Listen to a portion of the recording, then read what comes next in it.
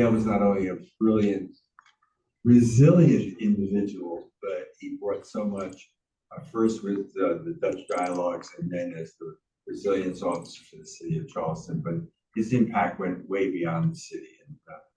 And he was killed in a very freak bike accident, which he was an avid biker and he just loved biking. And you'll miss him, but I think he brought something to us that will always be part of us, and that is understanding that resilience is not just taking care of the environment, it's also taking care of each other. So just a moment of silence for Dale, please.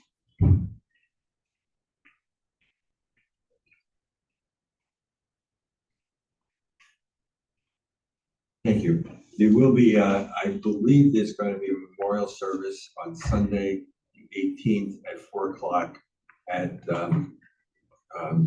Clemson Institute, which is at the cigar factory.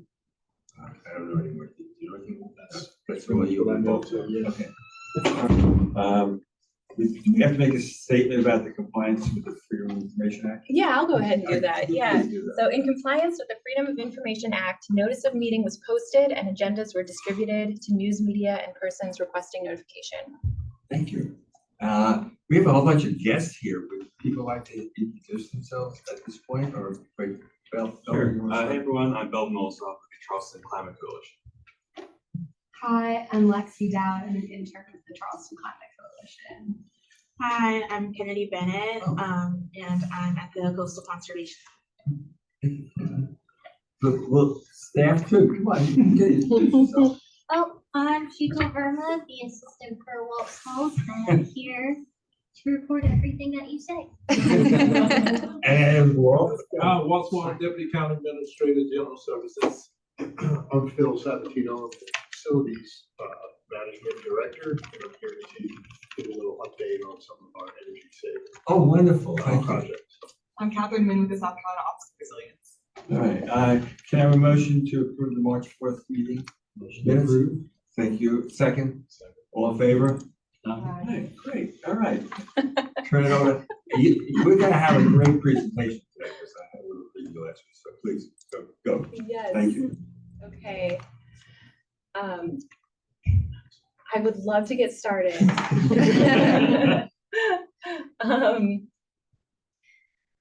It's saying just a moment on our end. All set, done. All right, great, just in time. So you got them all? Yeah, we got them in. Okay. Good morning, Reverend Middleton. Welcome. Okay, yeah, good morning.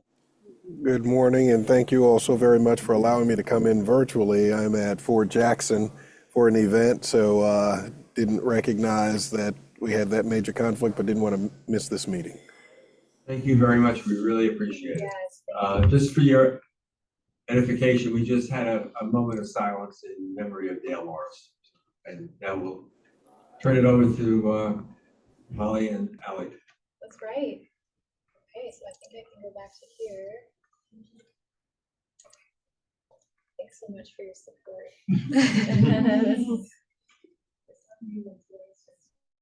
Technology is always fun. Yeah. There we go. All right.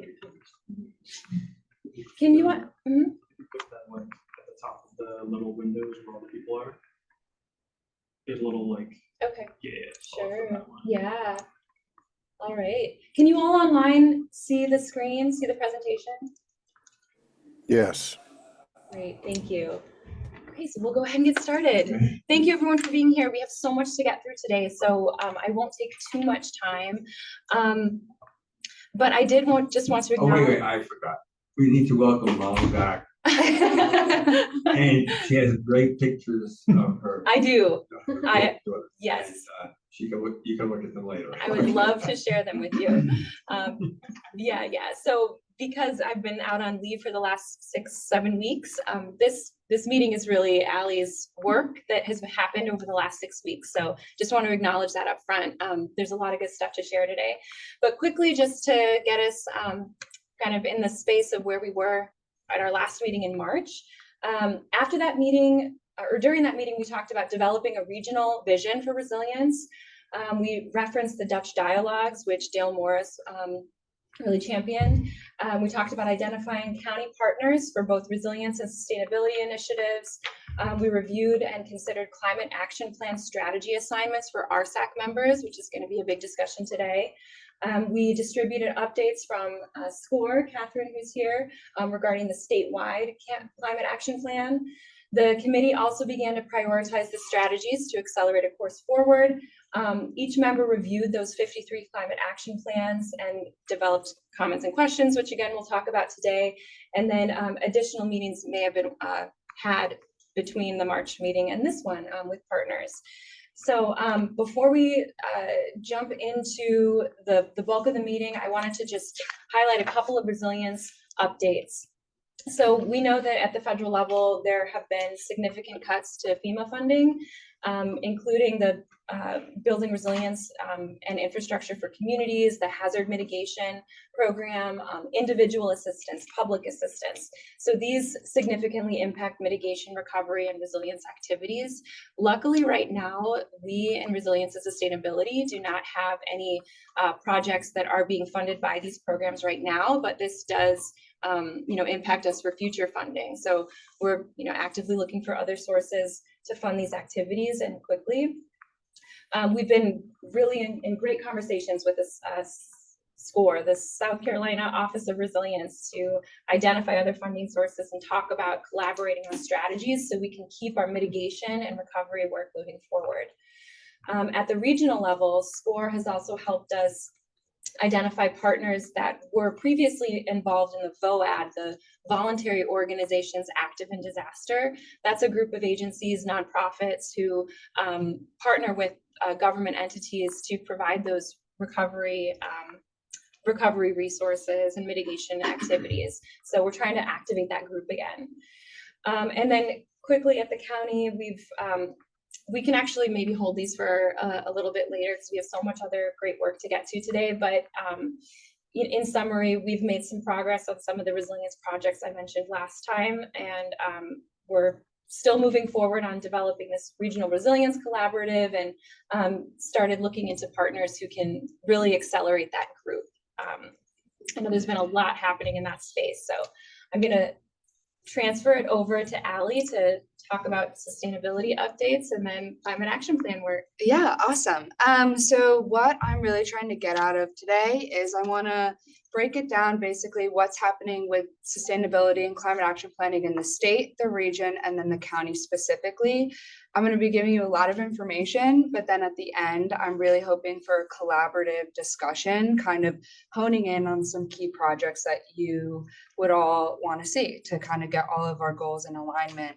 So to start off with the state, this is with the state Office of Resilience and the Department of Environmental Services. So they have their Palmetto Air Quality Collaborative, and to manage the pollution reduction grant, it's a funding program for different climate action plans. And I believe, and Nina can touch on this, I believe that's where the COG got there, the BCD COG. Yeah. So basically they said their next deliverables are going to be in December. And basically what they want to do is their clean air strategies for South Carolina. So it's kind of in line with our climate action plan strategies. They are going to have action teams coming together, and then they're going to discuss what are some ways to get to the goals that they set for the state.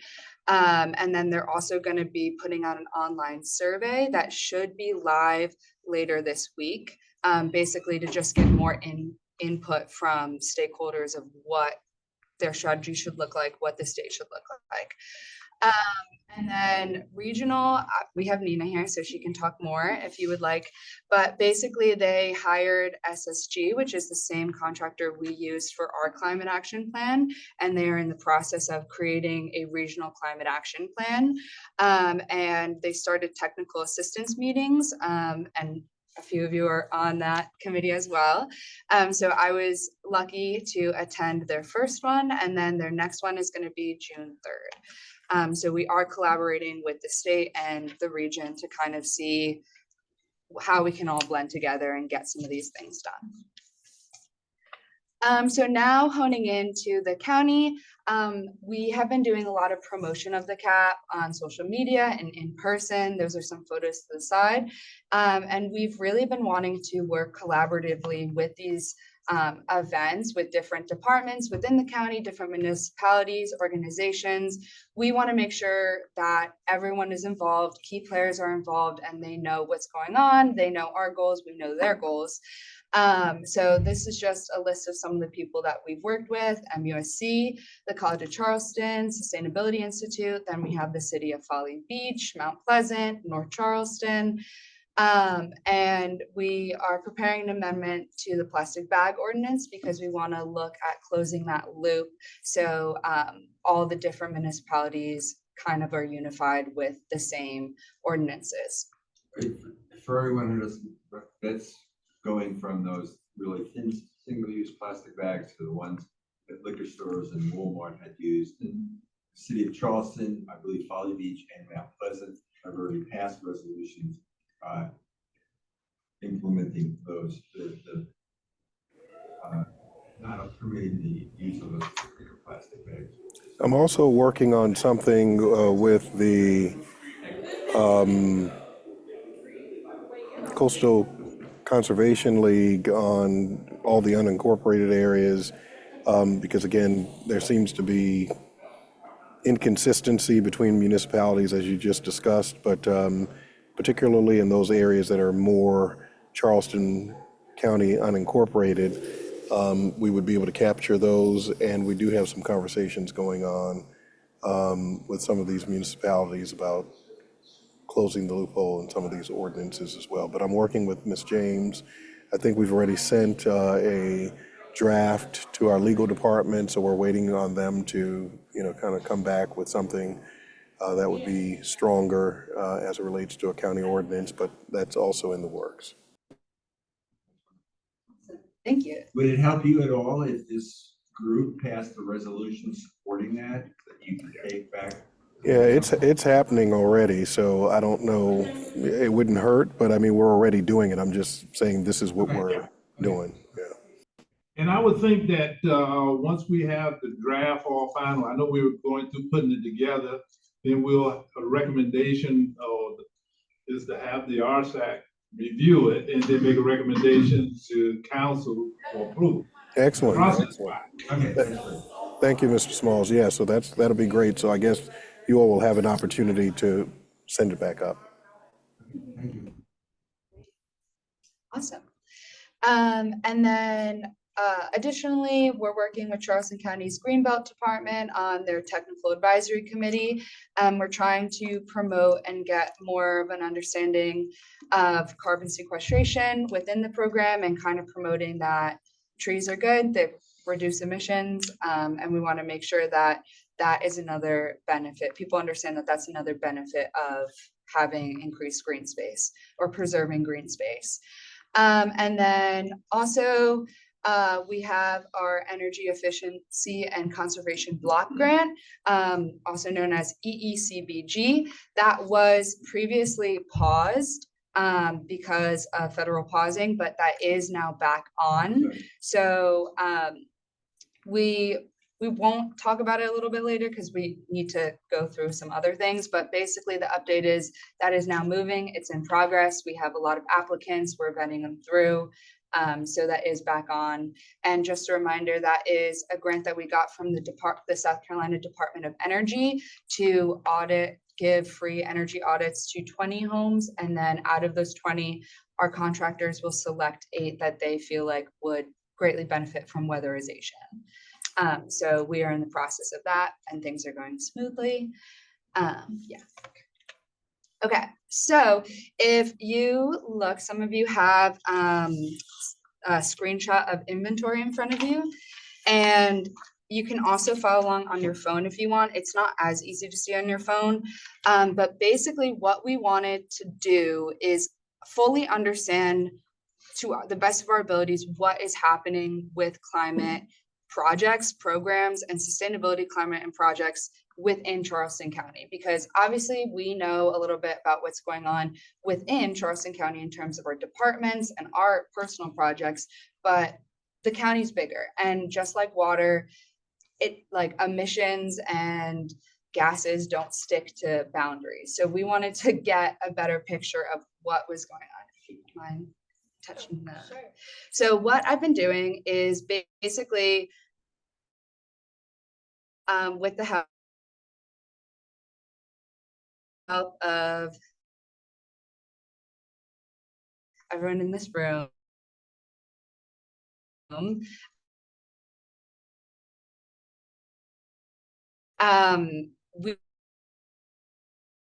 we have been meeting in departments or municipality in terms of climate and sustainability project, compiling all this information, and I'm putting it on, so like a climate action plan inventory.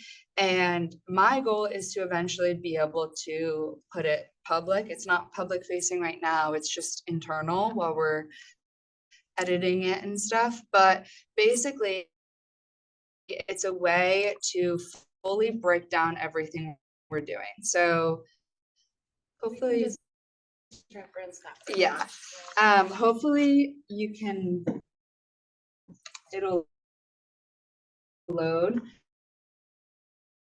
But if you look on the paper, you'll see kind of like a physical screenshot of it. So you'll be able to see it has the title of the project, and then move if it's internal and external. And then you can also see like what strategy it's doing. If you're me that is a big move, then you're able to sort it out and be like, these are all the active transport, all the things that maybe our public works department is working on, or maybe external. So maybe it's something Coastal Conservation League is working on. So hopefully this will be a good tool to aid sources, communication, collaboration between all entities within the county. I don't know why it's not loading. You guys have questions, I can show it more, or if you reach out to me, I can show you in a meeting or something like that. You could see with, if you wanted to look at it with your QR code on your phone, you could also look at it that way. I got it here. It's just such a big document that it might be taking. So I think this is great. Thanks for taking the time. One of the interesting things was the amount of things that was going on when we met with the various departments. For example, the parking lot, the guys are reusing asphalt, there's a lower temperature asphalt, and they went through and explaining the benefits of this asphalt. And that's what they're using throughout the county, and it helps toward the climate action plan. So there was a number of things that we discovered internal that were already in place.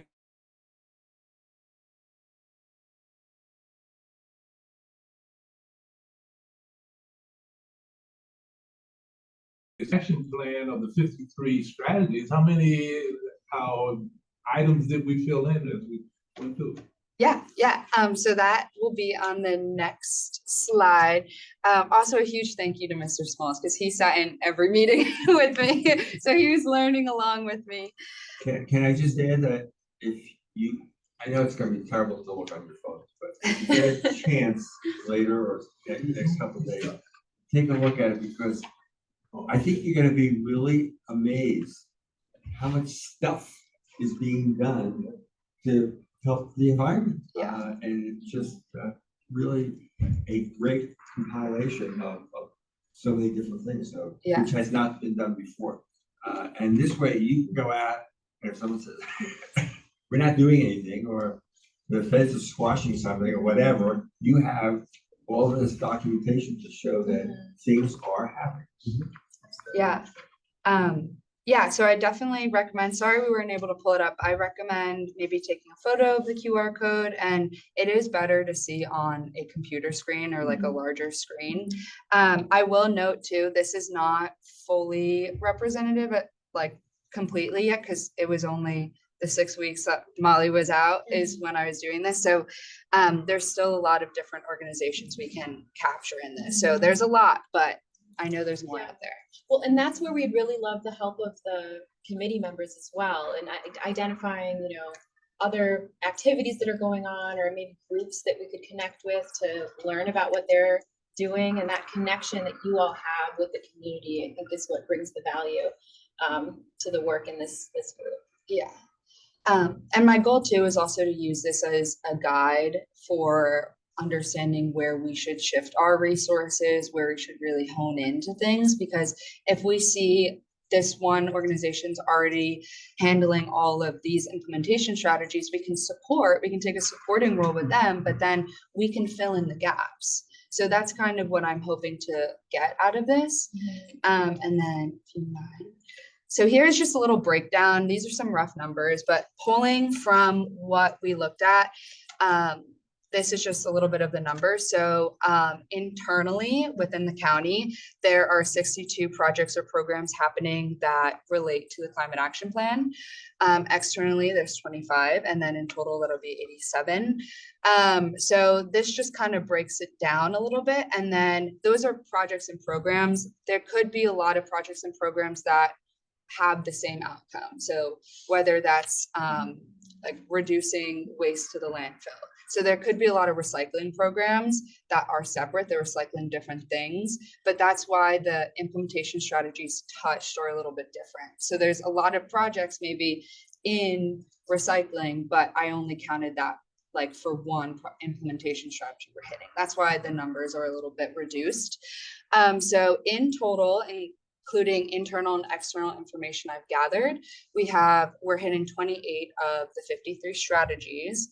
But what I wanted to note is our strategies are over a few years. So it's 2025, 2026, and 2027.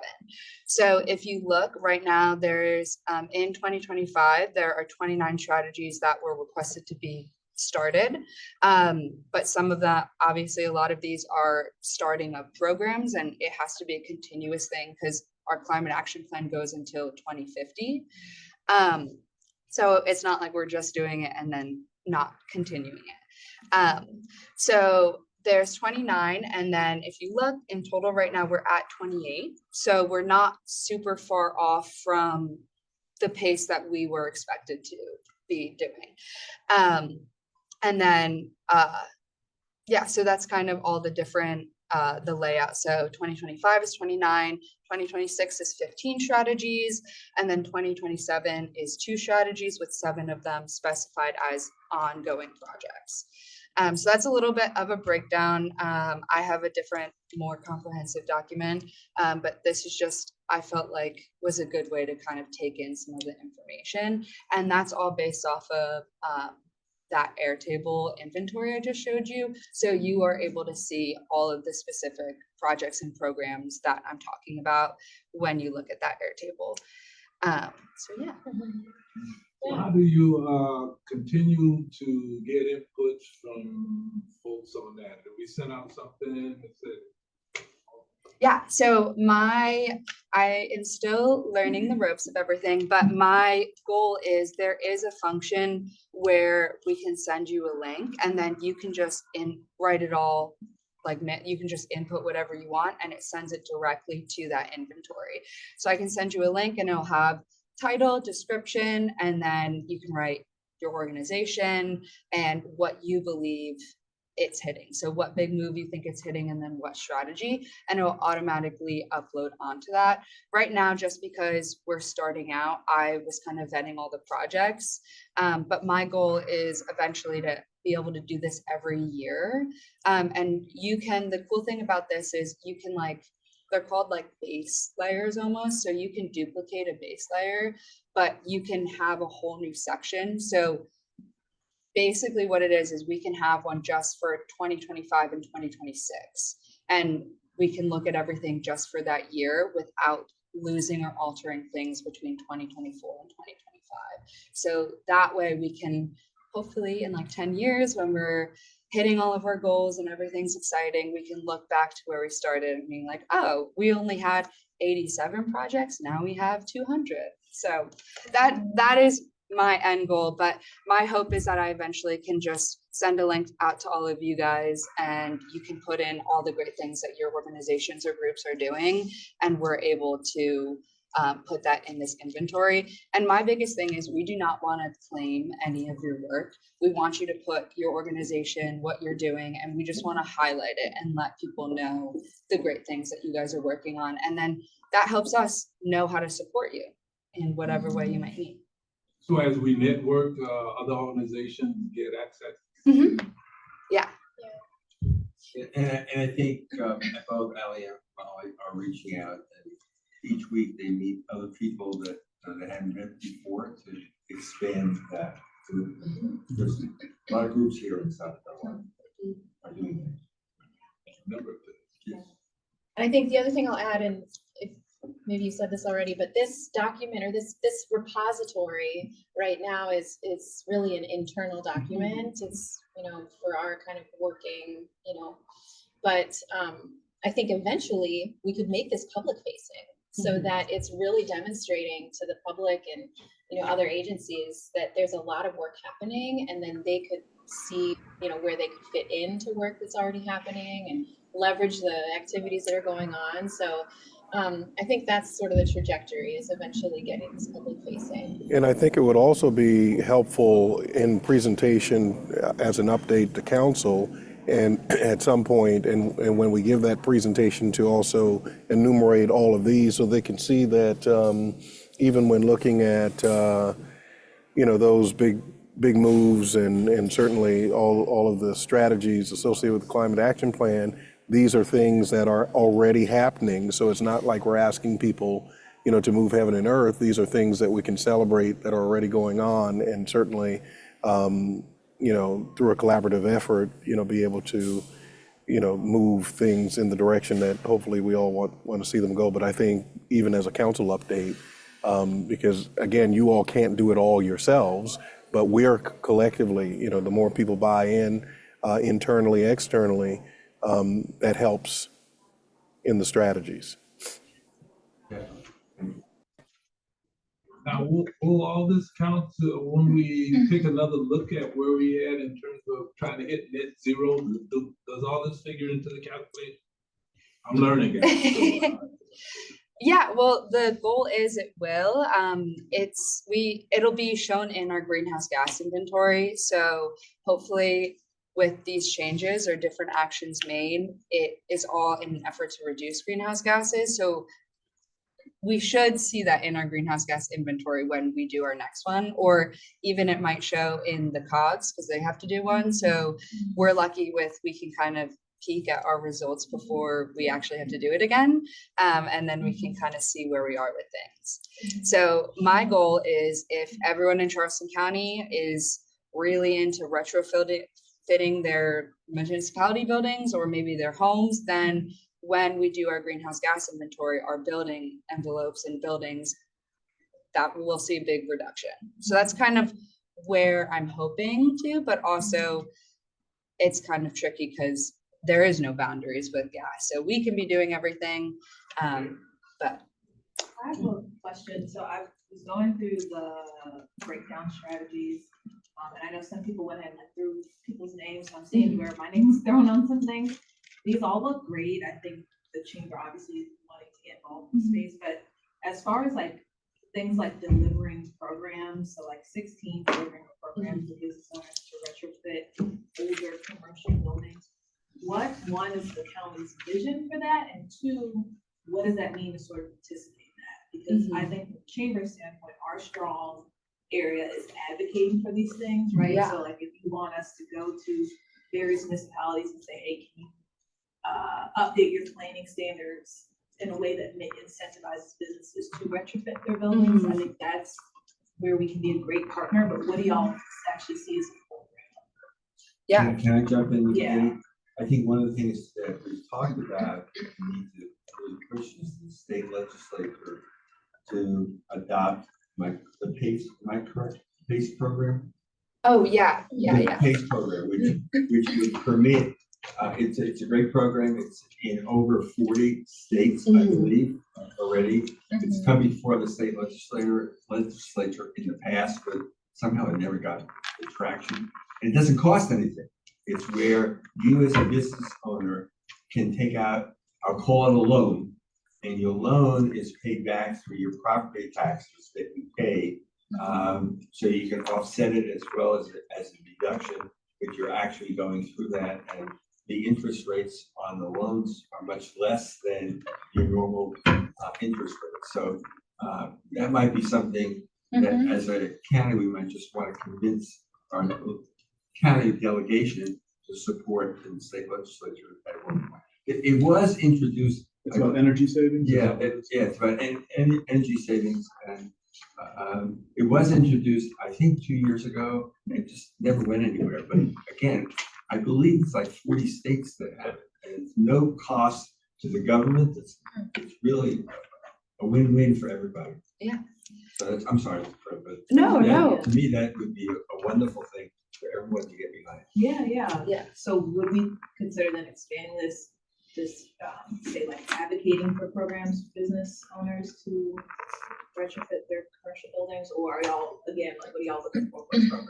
Yeah, I think advocating is the first step, and then we kind of see what everyone's capacity is, what the response is to that, and then we can develop a program based on if we get a gauge of willingness and eagerness and different things like that. So that's kind of, right now, our biggest goal is kind of doing touch points on like what people are interested in, where we're getting support, and we're talking to people and bringing up these ideas, and then based on their eagerness to do things, then we can start working and developing different programs. You know, it would be great if we could, between the chamber and Adrian's not here today, just real estate and everybody else, and maybe even other corporations to get together and have some sort of event.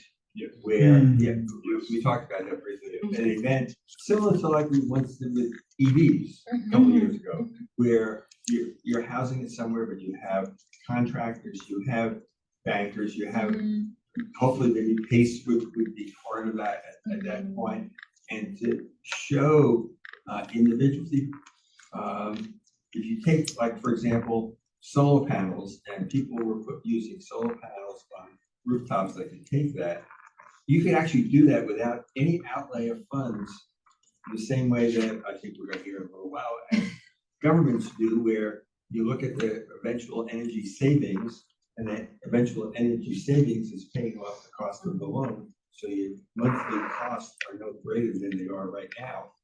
Things like that, those ideas would be really beneficial. I think people would see that, because if I'm a business and I'm able to put solar panels on my roof, take it on my roof, I'm just using that as an example, eventually I'm going to save lots of money every year for utility costs. So I think some sort of event like that would really work. Yeah.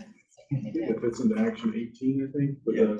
developing workshops for Exactly. energy efficiency Right. kind of things. So I think that hits the mark. Yeah. Right, and since the Coastal Conservation League is interested, they can help work with us to create that event. Right, Ken? Okay. And that's part of where we go from here, after we go through this and get in discussion going, to do something like that to promote or train or publicize all the things that we're doing, plus here's some things you can do. Yeah, I think it's, and I think to add to that, also educate, because I think that's the issue. I don't think people know all the things they could do in their businesses to save money by using types of renewable energy. I think that would be one of the great outcomes of having a workshop like that too, is getting to know other agencies or other, folks who are interested in doing this and just spreading that word, and then getting people to actually partner with us too and have developed this partnership. So, Retrofitting businesses and using heat pumps rather than right. natural gas furnaces, things like that. I don't think that everyone knows right now how much money they would save, even though they're spending this amount of money for a new heat pump. Right. Because they're so much more efficient today than they were. That's a great idea. We started a opportunity summit this year. It's focusing on proposing sustainability, but like next year, talking about efficiency as Mhm. part of an opportunity for businesses. I think Yeah. that's- Yeah, Yeah. right. And speaking of efficiency, we have Phil here, our Director of Facilities, who is going to give us a presentation on the energy savings contract work. And if that's all right, we'll transition to Phil's presentation. It's fine, we can come back to this. Okay. Yeah, we just wanted to highlight some of our big projects that we saw throughout the county. And then afterwards, we put a chunk of time so that we can all talk. Yeah, we'll have plenty of time for questions and discussion in a little bit. Why can't I? There we go. All right. Okay to stand? Oh, sure, of course, I'm yeah. Talking to your back. Yeah. Oh, yeah, Uh, that's that- Phil. Yeah. So that's a great segue for Yeah. me and talking about or giving you all some insight into our projects that we're doing inside the county. There's a lot on the next two slides, but I'm just gonna touch real quickly on them. And again, thank you for this time to do this, Alan and Molly, for some insight. So a project we did quite a while ago, but it paid off very quickly with our Charleston County parking garages. We retrofitted all the lighting in there. Lighting stays on, and I'm looking at the clock too. I'm gonna try to stay under 10 minutes. Okay. You're okay. We Yeah. retrofitted both garages with LED lighting, and we immediately over the time of the project, we couldn't do it all at once. It took like about 6 weeks to change all the lighting out. We saw a 50% decrease in our energy, in our lighting, and our electric bill right off the bat, which was great.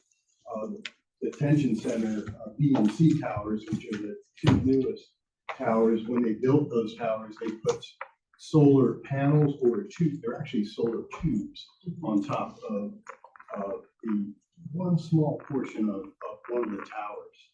And what happened was that system wasn't working well. Again, this was back in 2010, the company went out of business, so our system was sitting there.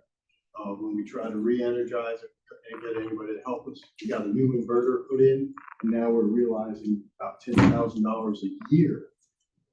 Doesn't sound like a lot, but we have room to probably do 15 times that amount on the roof surface that we have available. So we could easily be saving over $120,000, $150,000 a year at detention.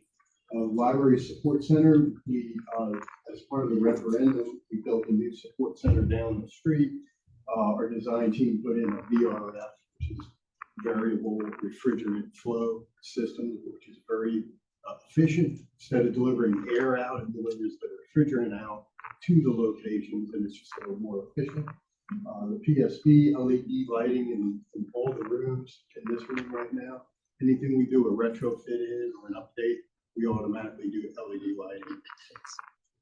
James Island Magistrate, we did an upgrade there, refresh, put in new controls, new system replacement. And again, down the bottom, all our equipment that we use is all Energy Star rated and efficient. The detention center energy plant replaced 2 train chillers out of 4, which is a big energy savings as well. And the emergency services building, again, LED lighting throughout the parking lots. LEC just replaced 2 gas boilers, the energy services performance contract I'm going to talk about in a minute. That was going to be part of that, but we ended up doing it earlier. Instead of spending, we estimated $350,000 for that. It came out to $263,000 because we use smaller, more efficient boilers. So we saved money on the project, and now we're definitely reducing our gas bill. The Sheriff Law Enforcement Center. Yes, law enforcement center, correct. We just did that, thank you. EV charging stations, we now in this parking lot, we have 12, 6 on each side that we put in. We did some libraries, we partnered with the county parks and did Crawford, put 2 out there. And then Azalea Phase 2, where facilities and public works is moving in September. That project actually accommodated for EV spaces there. And our parking operations, which falls under facilities, is now looking at 2 EV chargers for the parking garages too. I'm just curious, here, are people actually using the charging station? Yes, so they're there for the public, for employees, and then we have some for our electric fleet on the other side of the park. Yes, they're definitely getting used. Judicial Center courtroom. We're just waiting on the cog so we can start putting it on the interstate. Oh. Yeah. Okay, that's good. That is true. So our Judicial Center, we got 14 courtrooms that we, again, did lighting controls in, updated those. Our Detention Center, freezers and coolers, replaced it with new equipment. As you can imagine, huge freezer, huge cooler that serve that. Our new EMS station, which is going to be our largest EMS only station in the county out in Edisto, also has very efficient HVAC equipment and controls and lighting. Our Public Works facility, new facility on James Island, is larger but more efficient, again, for lighting and cooling.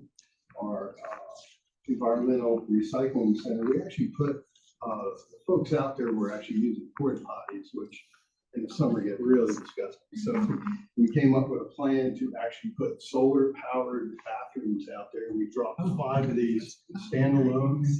They have water tanks, 2 of them that pump the water. The pump runs on solar power, the light runs on solar power, and the exhaust too.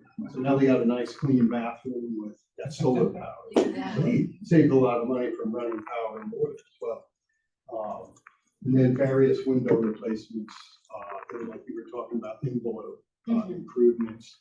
Windows that face the west get that hottest summer in a lot of our buildings, so we put tinting on, which has really helped with power. So, and then all those projects are great and eat up a lot of our budget, but we never seem to have enough budget to catch up. And so council, as part of county council's strategic plan, in there they ask facilities to look into and basically looking into funding options to alternate options. And what that is energy savings, performance contracting, like we just touched on. So we're real excited about this. We actually started talking to companies in 2023. They were coming to us, but and saying, hey, can we talk to you about this? So we actually started this back then. It's been a long process. In March of 24, council gave us approval to move forward. Well, we did an RFQ to hire a third-party consultant that will work with us as a partner and actually help us do the monitoring, and they'll also help us develop the RFP, which we're in the process of doing right now. We completed it. We put the RFP out in March and finalized it, and we actually got 5 responses in April 25th, which is great. So right now we're peeling through that. Our committee meets on Friday, and then we'll make a recommendation to council to award as an ESCO, which is an energy savings or energy services company that will actually partner with us to do all these projects, which I have a list. Facilities has a list of about $20 to $25 million worth of projects that we can do using this tool, this energy savings performance contract, save and basically get a loan, like you said, finance it from other places, not the county, so we won't have to go to council and ask for $20 million. We can finance it elsewhere and pay it off over 15 or 20 years with the energy savings.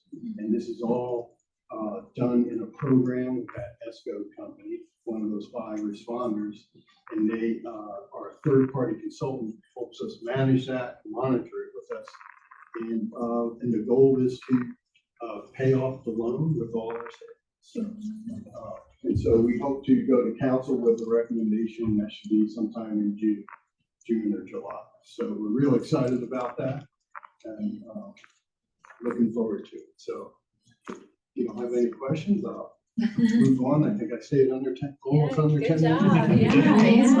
Yes, sir. I feel every year during the budget cycle, you get X amount of dollars to do energy or conservation projects. Yes, yeah, it's been averaging about $150,000 I get in our energy conservation budget.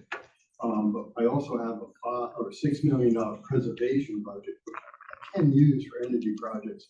But that's the bucket of money that is just not getting our deferred maintenance bubble depleted, so it's hard to push it to energy conservation. But if we get this performance contract, which I feel confident about, we can start pushing that $6 million towards energy savings projects. Solar would be great. We have a lot of roof space, so we can put a lot of solar. And I know Walt, my boss, is a real fan of that too. He'll support it. And Molly has a little money in her budget to do conferences, so. That's right. Yeah. Yeah, we can talk about workshops and things, yeah. Yeah. So if you don't have any questions, thank you very much. Questions? Great, thank you. Thank you Bill. so Thank much. I really appreciate it. You can stay and listen. Oh, Yeah, course, definitely. Okay, so last slide before our discussion, I will stop talking a little bit, but, so basically every year, as required in our climate action plan is we need to have a work plan. So I need to write up a work plan, basically detailing, these are our primary projects. These are the things we want to get done. So we, started a little behind because of hiring and things, but basically I have a draft work plan in the works right now. But the biggest thing is we wanted your opinion and all of our experts' opinions kind of after understanding where we are a little bit more with the projects and kind of digging into some of these conversations and strategies that we all reviewed now. We kind of wanted to see what you guys would recommend as maybe like 1 or 2 key projects. We have some that we are thinking about, but we wanted to kind of ask our stakeholders what they were thinking. So this is that time to discuss collaboration efforts or different things like that. And then we are planning on in 2027 is our next greenhouse gas inventory. We have to do one every 4 years. And that is where we're going to do our greenhouse gas inventory and also bring back our consultant, hopefully, and kind of do a health check. And then he can look at the strategies, he can look at if we're on track with how he created the project, and kind of just get a good pulse check and a health check on where we are, because it is a long-term plan. So we want to make sure that throughout this whole process, we are staying as true as possible to it, and hitting those marks that we want. So that's kind of a background of how I want this discussion to go. Just kind of, we have a lot of people in here. We have a lot of specialists. We want to see kind of what everyone's thoughts are. Yeah. So basically, this is now just our discussion time. So kind of, I know we threw a lot at you, but just kind of thoughts, opinions, kind of, yeah, open up to you guys. If they're in the room, anyone want to start? I can start. I Okay. think one of the main priorities I think is just very timely and related to this effort and is identifying some of these priorities is around transportation and transit. Yesterday, but we still have to figure out how we're going to get around as a region, whether it be LCRT, whether it be water taxis, whatever, how we're going to invest in EVs. So I think it's very necessary that we start thinking about how we can support more innovative, resilient transportation methods. Would you consider things like HOV lanes as a possible higher? So I'm from Sorry. I'm from Indiana. Toll road is nothing to me. No, I'm not talking about HOV toll, I'm just Okay. talking about, Just the HOV itself. HOV. So if you took 26. Yeah. Right, and if I went this morning from my house to Columbia at 7 o'clock in the morning, Yeah. I would say that 95% or more of the cars coming east on 26 has one person in it. Yeah. Oh, Okay. and they all All use right, that. so Yeah. if, when 26 is a 3-lane highway, if one of those lanes was an HOV lane, in one direction in the morning, the other direction in the afternoon, would that convince people to do more carpooling or something where they would be able to get here faster if there were 2 or 3 people in the car versus one. I'm just thinking of things Yeah. that we've seen in other communities and states where it really has had a reduction Yeah. in that, rather than just adding more lanes. That's a possible thing to possibly consider.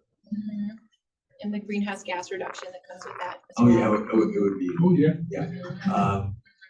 The other thing I would throw out is, I know we're probably another 2 years, hopefully, from our rapid bus transit system, which originally was gonna be in about 24, 25. Now, I think we're in 27 or something. If we can encourage the possibility of more of those, even if we can come up ways to get people to try a bus. A couple of years ago, we did something on James Island with CARTA, where we invited all these people to ride a CARTA bus.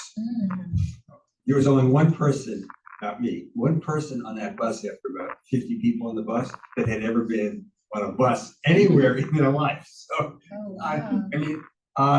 I think if people did that, and actually we can encourage more people. Now, as we do that, I think we have to also go back to maybe our state legislators and ask for an increase in subsidies, because that's part of the problem. We don't get enough subsidies, which would allow us to do more busing. But I think right now they have over 30 electric buses, and each year they're adding to those electric buses. So how do we encourage people to actually take a bus rather than drive? And I think there are ways that we can possibly. Yeah. Putting out campaigns and so forth. Yeah. Well, and is it the COG that works on this, right? Bus Yeah. Rapid Yeah. Transit, Yeah. and is there a way to partner? What are your thoughts, Dina, on So advancing I this? think for the LCRT, it's hard to partner because I don't know what we could do more than, it's still on schedule that it's gonna start in 2027, spring 2027. It's going through now like design review, and then construction will start. I don't know how we could affect, what we could do with it. I actually have some ideas. So we've been working with the pod a lot. One thing is, like you said, spreading more awareness, but with like everyday working class people who just simply aren't even privileged enough to take time out of their day to come to a meeting to, figure out how to get more information out to everyday people. But also, I know the COG's been working a lot on transit-oriented development and this idea that you build, especially more housing and things, more businesses, everything along that route. You sort of bring people there and they see this rapid transit. Yeah, route. that corridor. Yeah, but we have to create and support a community that sees that development as a good thing and not as an evil thing. Because it's gonna lessen people in their cars and concentrate a lot of that growth that's coming regardless. But I think also having people use CARTA now, that will affect people to use the LCRT eventually. Yeah. Yes, I think it's just important to not use your car as your first step to get from A to B. And we thought, because for our CCAP, we're obviously gonna do some public engagement, and we thought about maybe having, it's such a small thing that, but if you come to our event, you can use CARTA for free that day. Just have like a 1-day free ticket somehow, yeah. That'd be a good idea. Yeah. I've always found that it's interesting that there's this kind of chicken or the egg thing with public transit and even bike share, right? Because you need to have the infrastructure in order for it to work, but you need to have people to do it in order to get the infrastructure, right? So it's just, and bike share, that's another item in the climate action plan too, right? Putting a bike share program together. So maybe that's another kind of aspect of the bus rapid transit piece too, is trying to figure out the right partners to do that and have like almost like a partnership with those programs to pilot it in some of these transit oriented development areas. Just see how all these pieces can kind of get put together. We were talking earlier about this convention, conference, whatever, with various parts, pieces at this conference. That would be in terms of a work plan, that would be something great to bring awareness and folks in to know what's out there and where we're headed. Right. The awareness piece is huge, yeah. Okay, other, thoughts? And Well, I mean, I appreciate the weatherization piece and the workshops we were talking about. And I know you guys have already started that project and everything. So, I was involved in a proposal by Mount Pleasant Water Works and Coastal Conservation League and Sustainability Institute to try to bring, this is not related to that, but to try to bring sewers into septic areas in the North Charleston County area. But included in that, they wanted a climate action piece to that, and that was the weatherization piece. And so I was kind of involved in that in terms of my my history in heat studies and just kind of identifying hot areas in the county and whatnot. So, I guess I think it's 11 and 18 of those two. I put my name in there for those. Now, I'm not gonna, obviously, I think you guys have got a great start on that, and I'm probably not the biggest player in that, but I just want to support that, in whatever I can. I also want to recommend that as we look for partners to outreach, I think Trident Tech, I didn't see their names up there, but I think they're an important partner to kind of, I would just, reach out to all the colleges and universities in Charleston County that we can reach out to. Yeah. But anyways, that's my piece. Yeah, no, I appreciate it. Yeah, I mean, this is your time to share. I'm absorbing all of this. So anything you guys think, I'm more than happy to think about it, figure it out, work with you. Scott, do you have any thoughts? It's sort of building off that. I was interested in HVAC. I grew up putting in HVAC as a kid, and so it was kind of fun to see the implementations that were available through all the messages that were in there. And also the training programs, which I think you're alluding to, is something that I think would be very, very helpful to the communities to get skilled workers locally, and they're more likely to stay in the area, which could be very helpful as we develop these other programs like the solar get into the green energy. But then it also gives them skill sets into the sort of normal pathways that we think of electrical, plumbing, and HVAC, and all these mechanical type things. And I think all of those are really important. And, as a university professor, I've also told people, maybe you should go into this because something that's very valuable. I kind of wish I would have. Yeah, right. Could have retired years ago. Yeah. But there are lots of opportunities there, and as our population grows and the methodologies change. Are they putting in the new flammable coolants now? I know that there was some rule a couple of years ago, but they were switching the Freon from the pink to whatever the new color is on the bottom. I know we definitely have switched on Freon and refrigerants to the more environmental friendly. I'm not familiar with the flammable part of it. I got mine done a couple of years ago, and they were having a cow over it. They're like, "Oh my God, we're all gonna die in an explosion!" But anyway, I'm just curious. Why you're here? You're still here. Yeah. Oh no, it's not. No, this is about 6 months.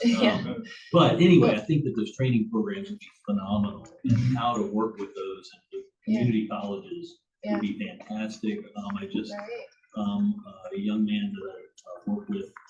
He just turned 18 and he graduated high school and has an associate's degree already. And those programs might be very, very helpful in facilitating these young kids, adults, to get out into the workforce immediately if that's the direction they want to go. Yeah. With these training programs, does College of Charleston or any colleges in our area have these programs already, or? Trident has a solar one. It has Okay. That'd be good to reach out to If them. I could add to just like Scott, used your reality check booklet. What? Reality check. No, this was just here. Okay, so mine is here. So the ULI with the BCB card had put on a reality check 2.0 with municipalities, counties. I know Charleston County was there from all over the 3 counties to talk about what like our growth and regions gonna look like, and it'd be great to see how we can integrate this resiliency and sustainability aspect into this planning effort. great. Nina, I don't know if you want to connect Molly and staff with Ryan Wilcox, Yes, but yes. he led this effort. And Okay, it's been called One Region. Yeah. And we've been talking just a little bit more again, how we can bridge this tension between conservation and supporting growth. And Yeah. we're not gonna get anything done if we Right. keep, so this seems like a good. That's a good point, because as the county grows further out, or as growth starts coming in, we can start building in Yeah, Right. get right. these things that If you don't want more urban sprawl, then you do have to cut down more forests. Right. Right. I'll go back to something, when we talked about buildings and homes and weatherization. I don't know how we as a county can encourage people to do energy audits. I keep saying, if I got on the phone right now, called Dominion and said, I'd like to do an energy audit, they would say, well, we can have someone there tomorrow, because no one is really taking advantage of that. And when we go back to education, and we go back to saying to someone, like, if you had an energy audit and they came in and said, if you did A, B, and C, you would say D, E, and F. And people don't do that. And they're reluctant. And again, they're reluctant because they think it's gonna cost them money. First of all, the audit's free. Second, whenever you hear, who's gonna, what we heard from Phil before, you're gonna have the energy savings will pay for any cost of improvements that you might need to They make. give you free LED light bulbs. too. Yeah, I know. They give you a bunch of free stuff. I know. I've had one of those before. Right. Yeah. Yeah. Every time there's an offer, I get more LED lights. Right. Allie's gonna give everybody a kit. That's right. Yeah, that's what I'm hoping to do when Oh, we really? do our audits. I'm hoping to give them all a weatherization kit for the applicants that aren't selected for the Okay, full right, weatherization. right, Yeah. right. But yeah, no, that's a good point. really- Just spreading awareness for, like, I think Dominion and Berkeley Co-op, I think all the utilities Yeah. have free energy audits. Right.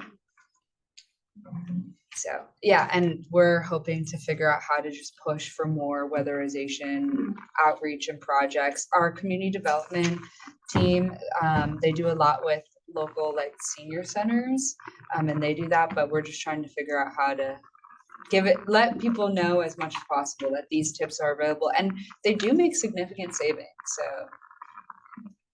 With the weatherization, are you all partnering with the real estate community here? Because that could be a point of contact for when people are buying and selling homes, to let them know about, oh, you're a new homeowner, you can get this energy audit, you can apply for these grants. Here's some weatherization tools. So that might be a nice point of contact to get the word out. Yeah, no, that's a great idea. Thank you. That's awesome.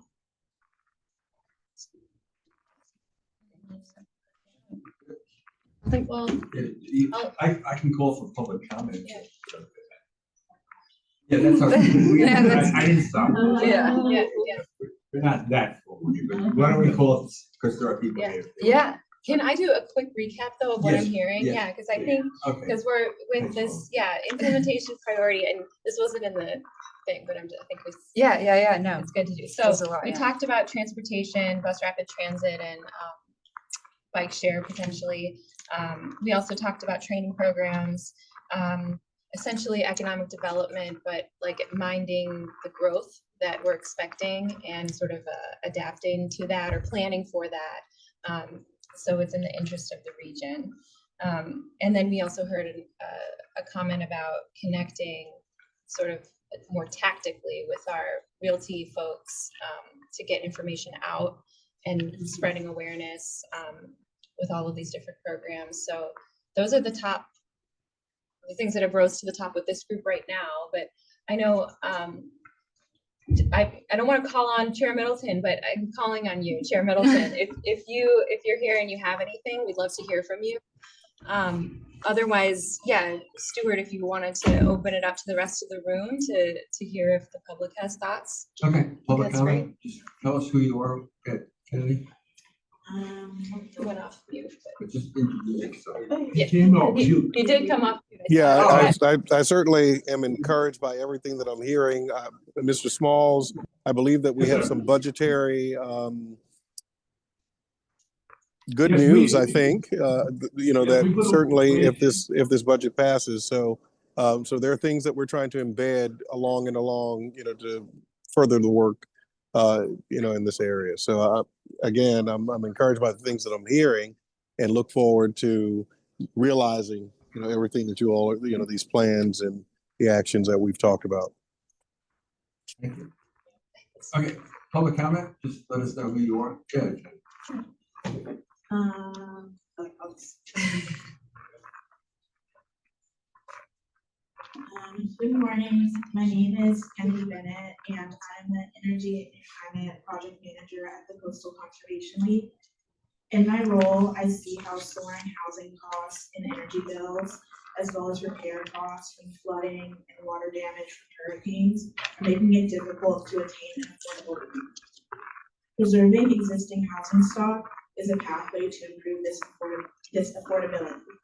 Critical home repairs ensure safety and habitability through structural and functional improvements, such as roof repairs and replacements, mold and asbestos remediation, and fixing electrical and plumbing systems. Once critical repairs are remedied, weatherization enhances a home's energy performance and cost savings. This involves air sealing around doors and windows, insulation, and installing energy efficient appliances such as HVAC systems and water heaters. These improvements extend the lifespan of existing homes and create a safe, comfortable living environment. They also strengthen a home's climate resilience, which mitigates the damage, unexpected repair costs, and displacement resulting from the extreme heat, flooding, and hurricanes prevalent in this county. Regular upkeep can also significantly reduce energy consumption and lower utility bills. The DOE estimates up to 30% in bill savings. There are 2 climate actions in the Climate Action Plan that would help remedy the situation. Climate Action number 11 would increase support and expansion of the Sustainability Institute's weatherization program. Climate Action number 18 would educate residents through energy savings workshops. Implementing these actions concurrently would ensure residents are aware of the benefits of energy efficiency upgrades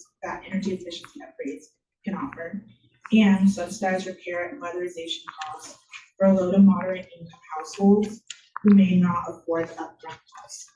And I'll just throw in really quickly, since you mentioned PACE earlier, PACE is a great option for both commercial and residential. I'd also throw in, if you work with utilities, then on-bill tariffs are another solution. That's also great for heirs property, because you don't have to confirm that you're the owner. Grant funding would be the most ideal, obviously, but throwing those out too. Thank you. Thank you. Thank you. Thanks. Yes. Hey everyone, I'm Bell Knowles off of the Trust and Climate Coalition. Let me first off say how incredibly jazzed we are at the amount of progress being made, the enthusiasm, the work that's going towards the kind of dream come true. As someone who was looking to push climate action forward years and years ago to see this happening. I want to echo my colleagues' push for weatherization, critical home repair funding. There is vast consensus the climate action sphere here about the necessity of that. I want to bring special attention to the EPA Community Change Grant that's happening here in Union Heights, where Sustainability Institute is weatherizing a great deal of homes, and Root Down Building Collective is building new green building material affordable housing. That's carbon neutral or even carbon negative buildings. And we're going to sort of have we have a pilot right now of 1 hempcrete building. This will be 10 new hempcrete buildings. I think going from there, that's a great frontier in terms of buildings, in terms of carbon sequestration, emission reduction. I want to flag the half-cent sales tax of 2026 as a potential vehicle for some really ambitious and wide-scale transportation improvements. I'm talking about rapid transit east to west, talking about a really robust expansion of our bike ped infrastructure. I think it's going to be really important as Keystone. And lastly, I want to flag, it seems to me that related to action items 40 and 41. H3309 recently passed the SCE State House, encouraging and authorizing a gas pipe project from Dominion Santee Cooper that is built with the one of the highest capacity gas plants in the nation, over 2,000 megawatts of energy sourced from methane gas, which recent studies actually has as about as climate polluting as coal if you account for the whole life cycle of that gas energy. And so I just want to flag for the folks here that it's, I think, an advocacy opportunity. The Public Service Commission commissioned an independent report that found utilities did not explore clean energy alternatives. I think that is a straightforward ask to me, that before we move forward with this gas mega project, we do a study, we explore the possibility of clean energy sourcing instead. You have other states like Colorado that have invested big in solar and battery infrastructure. Texas has invested in thousands of megawatts of battery infrastructure in the last couple of years. We have alternatives out there. And I just worry that this gas mega project were built, then the energy portfolio that we're drawing upon be so heavily tilted towards gas, it would really impact our climate action goals and our greenhouse gas reduction goals. Thanks so much. Thank you. Awesome, thank you. Anyone else? I was sort of, as an aside from that, I was a little encouraged by the governor's continued remarks about trying to restart nuclear energy. And although I know that there are people out there who are going to argue with me about nuclear waste, it's still clean energy. And again, so much of our electricity in this area of the state comes from nuclear energy. That encouraging even more would be probably appropriate. Any other public comment? I just wanted to say from SCORE, as Yeah. part of our clean air strategy plan that's upcoming, it was formerly called our CCAP, like Dean was talking about. Workforce development is a huge portion of that. So we have someone at our office really actively exploring these programs and like how we can build up our workforce to be good for solar, these upcoming opportunities. I bet Nina and the COG is doing the same thing.